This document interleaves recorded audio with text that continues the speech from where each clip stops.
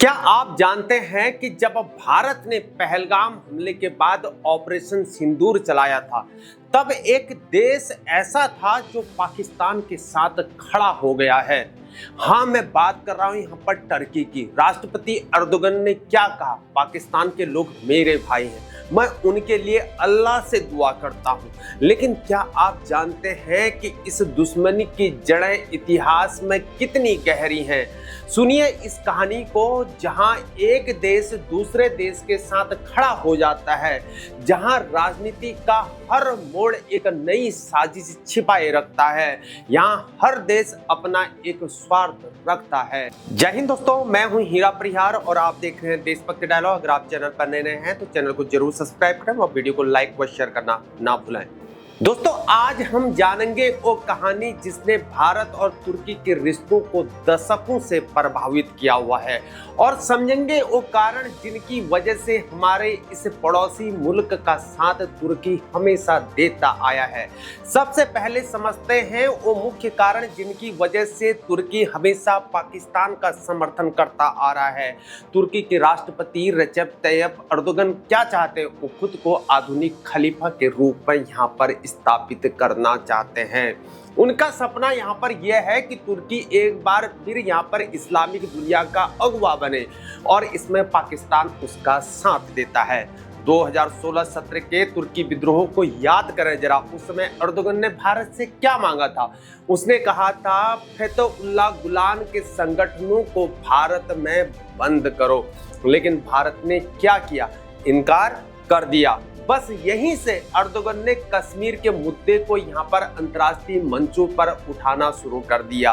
क्या आप जानते हैं दोस्तों कि तुर्की और पाकिस्तान के बीच सैन्य संबंध कितने पुराने हैं?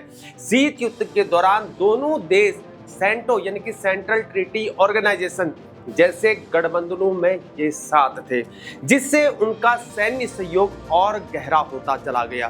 भारत तुर्की के साइप्रस विवाद पर किसका समर्थन करता है? ग्रीस का। यह बात तुर्की को बहुत ही ज्यादा खटकती है। दोनों इस्लामिक देश हैं और इस्लामिक एकजुटता के नाम पर भी तुर्की पाकिस्तान का यहाँ पर समर्थन करता है। अब जरा इतिहास में पीछे देखते हैं। क्या आप जानते हैं कि दिल्ली सल्तनत के 4 वंश मूल रूप से तुर्क थे? हाँ, आप सही सुन रहे हैं। 1206 से लेकर 1526 ईस्वी तक चली दिल्ली सल्तनत के गुलाम वंश, खिलजी वंश, तुगलक वंश और सैयद वंश, ये सभी मूल रूप से तुर्क थे। कुतुबुद्दीन ऐबक जो दिल्ली सल्तनत का पहला सुल्तान हुआ करता था, एक तुर्क गुलाम था। भारतीय राजनीति पर तुर्की का प्रभाव यहाँ पर सदियों से पुराना है, और भाषा के स्तर पर भी इसका एक प्रभाव है। पता है, हिंदी और तुर्की भाषाओं में 9000 से भी यहाँ पर अधिक शब्द समान है। मुगल सम्राट बाबर तो तुर्क उज़्बेक भाषा में एक लेखक और कवि भी रह चुका था।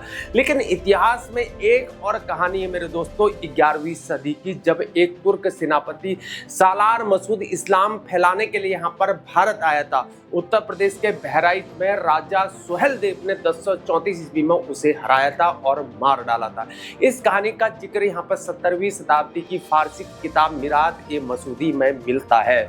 आधुनिक दौर पर मेरे दोस्तों भारत और तुर्की के संबंधों की शुरुआत यहाँ पर कैसे हुई? 1912 में बाल्कन युद्ध के दौरान भारतीय स्वतंत्रता सेनानी डॉक्टर अमे अंसारी के नेतृत्व में तुर्की के लिए यहाँ पर चिकित्सा सुविधाएं मुहैया कराई गई थी, और 1920 के दशक में भारत ने तुर्की के स्वतंत्रता संग्राम में भी यहाँ पर सहयोग दिया था।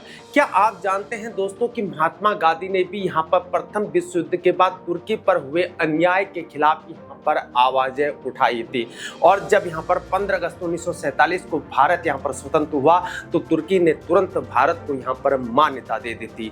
लेकिन फिर क्या हुआ दोस्तों? शीत युद्ध के दौरान भारत ने यहाँ पर गुटनिरपेक्षता अपनाई। जब तुर्की और अमेरिका के साथ यहाँ पर चला गया, तुर्की अमेरिका के साथ चला गया, और पाकिस्तान भी यहाँ पर अमेरिका का दोस्त बनता गया। यहीं से तुर्की और पाकिस्तान के रिश्ते और ज़्यादा गहरे होने लगे। अब बात करते हैं यहाँ पर वर्तमान तनाव की। यहाँ कुछ महत्वपूर्ण कारण हैं। तुर्की चाहता था यहाँ पर कि भारत उसे थोरियम से बिजली बनाने की टेक्निक दे, लेकिन भारत ने इसे इनकार कर दिया। भारत तुर्की को ज्यादा सामान भेजता था, जबकि खुद तुर्की से यहाँ पर कम वस्तुएं मंगवाता था। तुर्की परमाणु आपूर्तिकर्ता समूह में भारत की सदस्यता का विरोधी रहा है। 2017 और 18 में अर्दोगन 2 बार दिल्ली आया, लेकिन बात नहीं बनी। उसने ये ठान लिया कि भारत से अब उम्मीद रखना बिल्कुल बेकार है, और तब से भारत की नजदीकी यहाँ पर इजराइल, सऊदी अरब और अमेरिका जैसे देशों से बढ़ती चली गई। जब तुर्की दूर यहाँ पर होता चला गया, अर्दोगन ने क्या किया, उसने अपना ध्यान यहाँ पर मुस्लिम देशों का नेता बनने पर लगा दिया पूरा। कभी वो कतर की घेराबंदी पर यहाँ पर सऊदी अरब को धमकाने लगा, तो कभी गाजा के फिलिस्तीनियों की मदद के लिए जहाज भेजने लगा। हाविया सोफिया को मस्जिद बनाकर अपने आप को यहाँ पर इस्लामी ताकत दिखाने की कोशिश करने लगा। लेकिन यह कहानी सिर्फ तुर्की और पाकिस्तान तक सीमित नहीं है मेरे दोस्तों, इसमें एक तीसरा खिलाड़ी और भी है, वो है अजरबैजान। तुर्की, पाकिस्तान और अजरबैजान ने खुद को यहाँ पर 3 भाई यानी कि 3 ब्रदर्स के रूप में यहाँ पर बिल्कुल प्रसारित किया हुआ है। इन तीनों देशों के बीच यहाँ पर सैन्य अभ्यास, रक्षा सहयोग और कूटनीतिक समर्थन लगातार बढ़ता जा रहा है। 2020 में जब अर्मेनिया और अजरबैजान के बीच यहाँ पर नागोर्नो कराबाख क्षेत्र को लेकर युद्ध हुआ, तब पाकिस्तान ने अजरबैजान का यहाँ पर समर्थन किया और भारत ने यहाँ पर अर्मेनिया का किया। यहीं से अजरबैजान भारत से यहाँ पर नाराज हो गया। भारत ने अर्मेनिया को यहाँ पर सैन्य सहायता दी, जैसे कि आकाश मिसाइल सिस्टम हो गया, पिनाका रॉकेट लॉन्चर हो गया और एंटी टैंक मिसाइल्स हो गए। इससे यहाँ पर अजरबैजान नाराज हुआ और पाकिस्तान के और करीब जाता चला गया। अब यहाँ पर बात करते हैं कि कश्मीर पर अर्दोगन की रुख की। अर्दोगन बार बार यह कहा करता है कि कश्मीर का समाधान यहाँ पर संयुक्त राष्ट्र के प्रस्तावों और कश्मीरी लोगों की इच्छाओं के अनुरूप होना चाहिए। 2019, 2020 और 2023 में उसने संयुक्त राष्ट्र महासभा में कश्मीर का मुद्दा उठाया था। फरवरी 2025 में पाकिस्तान यात्रा के दौरान उसने फिर कहा कि तुर्की कश्मीरी लोगों के साथ एकजुटता रखेगा।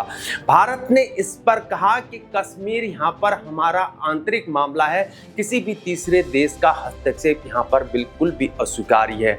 दोस्तों, तुर्की का पाकिस्तान को समर्थन केवल यहाँ पर धार्मिक आधार पर नहीं है, इसके पीछे एक रणनीतिक और ऐतिहासिक और व्यक्तिगत राजनीतिक महत्वाकांक्षाएं हैं। अर्दोगन की यहाँ पर इस्लामिक नेतृत्व की चाहत है और भारत से कूटनीतिक नाराजगी है और यहाँ पर पाकिस्तान से गहरे सैन्य संबंध है। ये सभी कारण मिलकर तुर्की के रुख को तय करते हैं। ऑपरेशन सिंदूर के दौरान यहाँ पर तुर्की का पाकिस्तान के साथ समर्थन इसी पुराने इतिहास का हिस्सा है। जब भारत और पाकिस्तान के बीच यहाँ पर डीजीओम लेवल की बातचीत हुई, ऐसे में तुर्की का यह रुख भविष्य के लिए क्या संकेत देता है मेरे दोस्तों। अगर आपको यह वीडियो पसंद आया और तो वीडियो को लाइक करें, शेयर करें और कमेंट में बताएं कि आपको क्या लगता है कि यहाँ पर क्या भारत और तुर्की के संबंध कभी सुधर पाएंगे या बिल्कुल इसको साइड करना जरूरी है। सब्सक्राइब करें, बेल आइकन दबाएं ताकि ऐसे ही रोचक वीडियोज आपको सबसे पहले मिलते हैं अगले वीडियो में। तब तक के लिए जय हिंद, जय भारत, वंदे मातरम, भारत माता की जय।